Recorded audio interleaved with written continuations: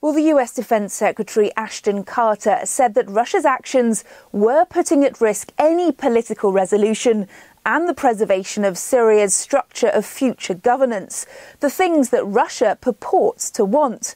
Carter said he continues to hope that Russian President Vladimir Putin will see that his is a losing strategy. Those were Ashton Carter's words, and that Putin will decide to confront the threat of the so-called Islamic State instead of continuing with unilateral airstrikes against Assad's opposition. Well, Ashton Carter was speaking today in Spain on the first day of a European trip, which is aimed at acknowledging the allies in the 60-plus member US-led coalition that's currently carrying out daily drone and plane strikes against IS fighters in Iraq and, of course, in Syria.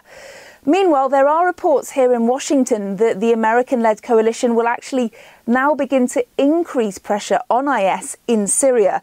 The coalition has begun preparing to open a major front in northeastern Syria, aiming to put pressure on Raqqa, which is the terrorist group's de facto capital.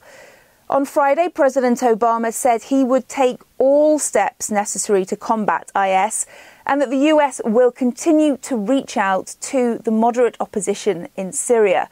Well, this plan was devised before the Russian offensive began, and the US has made it clear that its campaign will not be thrown off course by Russia's airstrikes.